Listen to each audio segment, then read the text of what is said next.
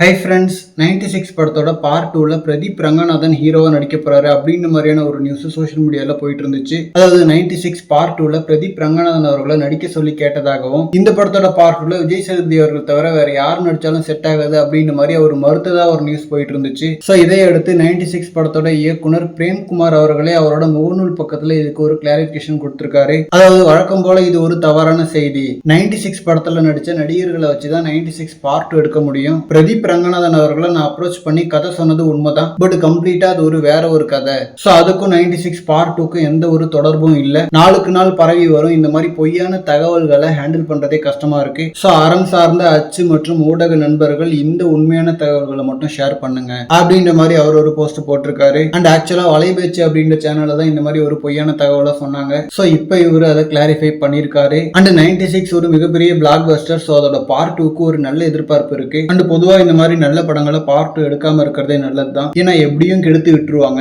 அதுக்கான காரணம் பாத்தீங்கன்னா பார்ட் 2 வேணும்னே வணிக நோக்கத்துல எடுப்பாங்க. அதாவது அந்த டைட்டிலுக்கு இருக்கிற வேல்யூ வச்சு சம்பாரிச்சுக்கலாம், ஒரு நல்ல ஓப்பனிங் கிடைச்சிடும் எப்படியும் பார்ட் 2க்கு அப்படின்ற ஒரு நோக்கத்துல தான் கதையே இல்லைனாலும் நிறைய பார்ட் 2 எடுக்கப்படுது. பட் ஆனா 96 படத்தோட இயக்குனர் பிரேம்குமார் அவர்கள் அந்த மாதிரியான ஒரு இயக்குனர் இல்ல. வெறும் வியாபாரத்துக்காக படம் எடுக்கணும்னா 96க்கு அப்புறம் அவர் நிறைய படம் பண்ணிருப்பாரு. அண்ட் ஆல்சோ மெய்யழகன் மாதிரி ஒரு படம் அவர் பண்ணிருக்க மாட்டாரு. சோ நேச்சுரலாவே அவருக்கு பார்ட் 2க்கான கதை வந்திருக்கு. அதனால தான் இப்போ பார்ட் 2 பண்ண போறாரு. பட் இவரோட அடுத்த படமே 96 பார்ட் 2 தானன்றது அபிஷியலா இன்னும் கன்ஃபார்ம் ஆகல. ஏன்னா இவரே இப்போ பிரதீப் ரங்கநாதன் அவர்களுக்கு ஒரு கதை சொல்லியிருக்கிறதாவும் சொல்லியிருக்காரு. சோ அதனால எது அடுத்த படம்ன்றதை வெயிட் பண்ணி பார்க்கலாம். தேங்க்யூ.